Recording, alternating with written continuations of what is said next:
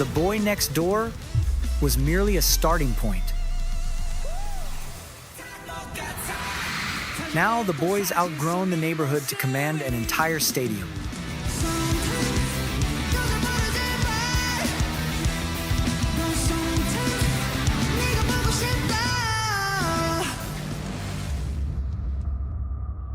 On 30 May 2023, KOZ Entertainment introduced Boy Next Door. Sungho, Riwoo, Jaehyun, Taesan, Leehan, and Woonhak were framed as the friendly boys next door, the audience's own peers, grounded in the recognizable chaos of everyday youth. The debut trilogy, who relied heavily on prop-heavy set and conversational storytelling that prioritized personality over the high-concept visuals that had become standard for rookie introductions. This approachable framing immediately shaped the audience's first impression of the group. Instead of facing an intimidating, untouchable concept, the public was hit with the vibrant energy of their debut triple title tracks. Listen, I'm the one and only.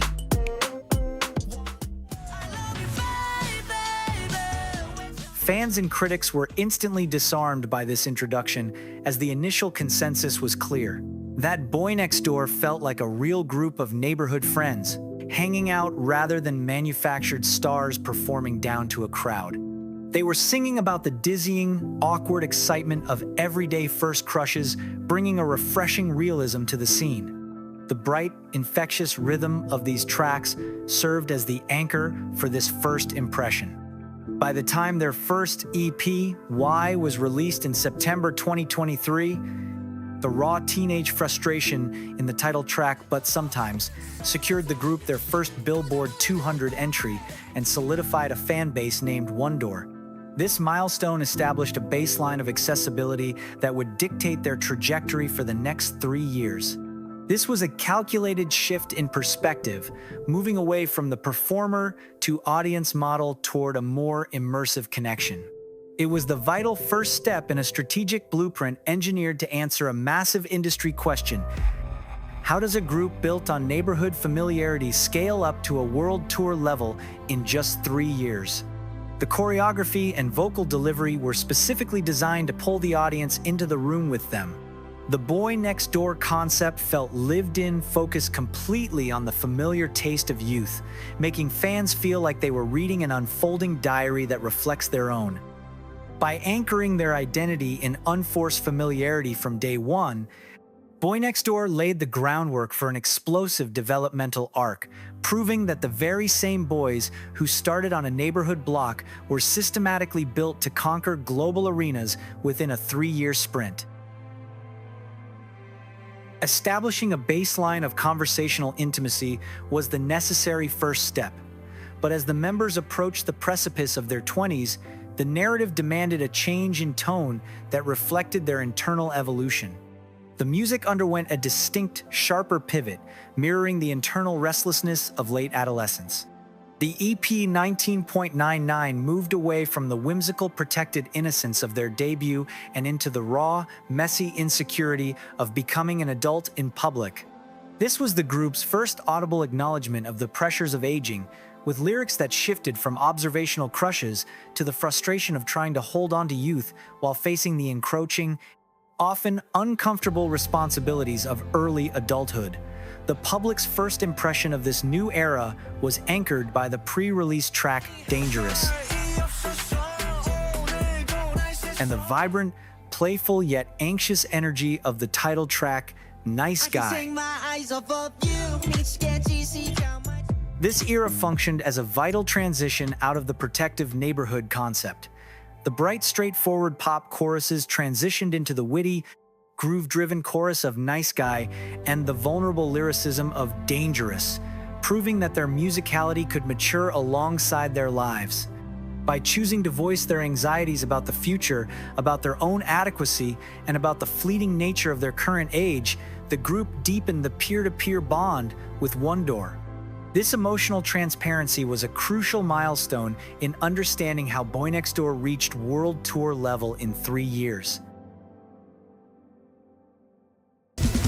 In December 2024, the group held their first headlining solo concert, Knock On Volume 1, at the Inspire Arena in Incheon. The approach remained deliberately cautious, as Jaehyun noted that the group intentionally performed songs close to their original arrangements to preserve their core identity, effectively treating the 15,000 capacity venue as an extension of their rookie sandbox.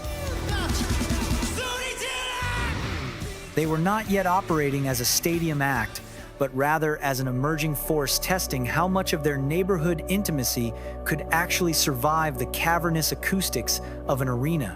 What followed was a grueling acceleration of their career trajectory, turning the Boy Next Door narrative from a theme into a literal test of their stamina. Between the Knock On tour and the mid-2025 cycle, the group entered a period of relentless travel and performance. They kicked off by hitting Tokyo on 30 January 2025, only to perform in Nagoya just 3 days later on 2 February. Within the same week, they were pushed into back-to-back nights in Osaka on 8 and 9 February.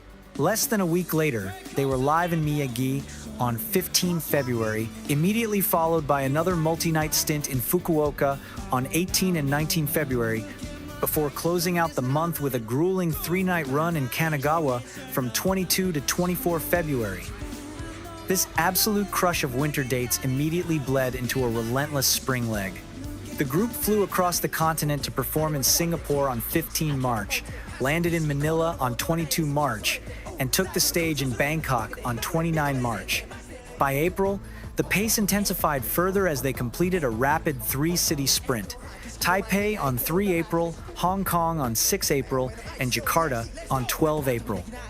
This punishing schedule became the regional crucible that proved their stamina could scale, acting as the exact stepping stone required to transition them from a regional rookie favorite into a group operating at a true world tour level.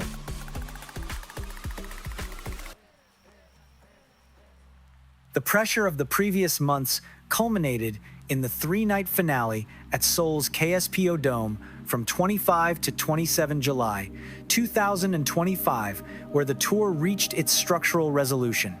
However, this domestic mastery was immediately challenged by a sudden, jarring shift in geography and scale. Only days later, on 3 August 2025, the group arrived in Chicago for Lollapalooza, a venue that stripped away the controlled environment of a domestic arena and replaced it with the unpredictable variables of a North American festival stage.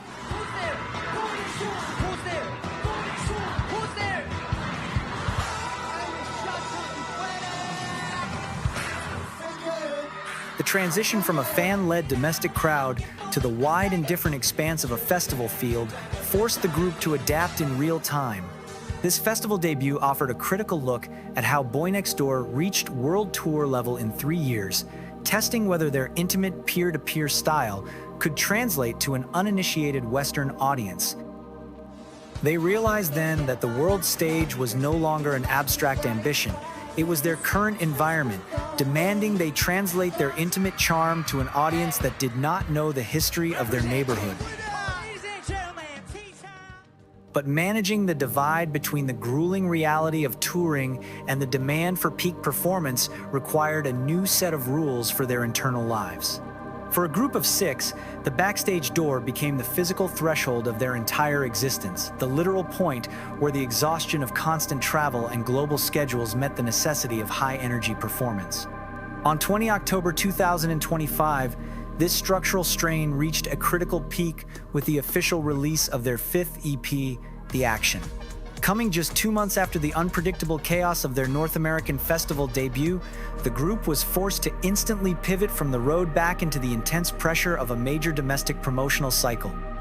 Carrying this EP was the title track, Hollywood Action. Yet, the behind-the-scenes reality told a completely different story. The unedited footage from this cycle strips away the main character confidence of the track, capturing the extreme physical cost of trying to sustain that energy on a collapsing schedule. The audience's impression of the group during this phase evolved. Instead of just seeing carefree boys, the public began to recognize them as elite live vocalists and seasoned performers who refused to drop their standard. This unyielding work ethic answers the core question of how BOYNEXTDOOR reached world tour level in 3 years. They chose to maintain their characteristic sincerity, but it was now filtered through the intense, rigid discipline required for major arena and stadium runs. The BOYNEXTDOOR concept had evolved from a persona into a professional standard. This was not a suppression of their nature, but an elevation of it, as they integrated the reality of their struggle into the fabric of the show, proving that the most authentic performance is one that acknowledges the effort required to produce it. One fascinating thing about BOYNEXTDOOR is how they know how to adjust their performance depending on the stage. They can clearly differentiate between a regular music show and a big event or festival. They always bring something new and exciting, and it's truly entertaining to watch. What great performers! They truly are the face of 5th-gen K-pop best performance. That was said by Wondors. They are chameleons of the stage. The moment they step onto a massive stadium or a prestigious outdoor festival, their entire energy scales to match the horizon. While Lollapalooza Chicago remains a legendary milestone, it is only a single page in their festival playbook. The group routinely commands massive global crowds, turning Japan's iconic Summer Sonic 2024 main stages in Tokyo and Bangkok into their personal playgrounds. When they hit year-end award shows, their performance shifts yet again. They transform into theatrical storytellers, completely rearranging their tracks into high-concept dance intros, rock-infused breakdowns, and complex prop choreography at massive ceremonies like the Melon Music Awards. At the recent MAMA 2025 ceremony at Kai Tak Stadium in Hong Kong, they dominated a high-concept Mnet Movie Awards layout by splitting into cinematic solo and unit blocks. This led directly into a sweeping arena execution of Hollywood action that secured them the Favorite Male Group trophy.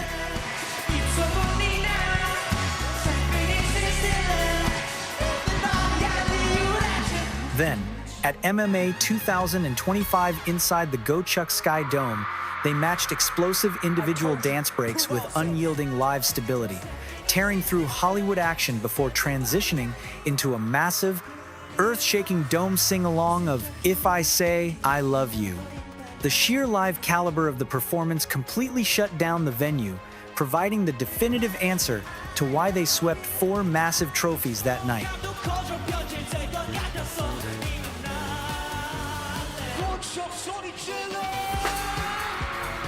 Finally, within the walls of their own solo concerts, they reveal their ultimate comfort zone during the encores. Stripped of intense choreography and television scripts, they freely roam the extended stages, delivering flawless live vocals, playing directly with the fans, and matching the raw emotional frequency of the room. The culmination of 3 years of relentless pressure and performance arrived with the release of their first studio album, Home. By this point, the group's songwriting credits included all 6 members, marking the total transition from performers to architects of their own sound. The title track Viral served as the album's emotional thesis, featuring a melancholic, introspection-heavy chord progression that stood in ironic contrast to the lyrical demand. Girl, it must go viral. The heavy, swelling chorus of Viral echoed the realities of their journey, serving as a sonic monument to their endurance. They had successfully navigated the growth spurt captured on camera. They turned the chaotic, uncertain years of their teens into a sustainable, professional career that reflected their personal stakes rather than just industry expectations. The contrast between this milestone and their entry point 3 years prior reveals a massive developmental leap. In 2023, their debut track One and Only relied on light, conversational hip-hop grooves and a literal neighborhood sandbox to establish a comfortable proximity with the audience. By 2026, The leading studio track, Viral, intentionally strips away that innocent perspective. Their lyrics have transitioned from the innocent, awkward urgency of a teenage crush to a sharp, clear-eyed look at the transactional nature of ambition. This progression from carefree neighborhood peers into elite, self-aware performers proves that their growth spurt was never passive. The ultimate structural resolution to the story of how BOYNEXTDOOR reached world tour level in only 3 years is unfolding right now, with the monumental launch of the BOYNEXTDOOR Tour Knock on Volume 2. The BOYNEXTDOOR concept will be stretched, tested, and ultimately expanded to fit the geography of a global stage. And they will be actively defending that connection across time zones, languages, and thousands of miles, proving that the 6 boys who started on a neighborhood block will build an unyielding empire capable of shaking arenas worldwide. BOYNEXTDOOR spent 3 years turning the proximity of the neighborhood into the scale of a stadium, a shift that required them to sacrifice the ease of their youth for the rigid discipline of their work. The growth spurt was captured in real time, leaving a permanent record of their transition from boys into a global act, a record that proves that endurance is a conscious, active choice. This was the price of their home, and looking at their world tour trajectory, it is a price they have collectively and consciously accepted, signaling that even the next 3 years will be defined not by the neighborhood they started in, but by the stadium they have finally learned to conquer.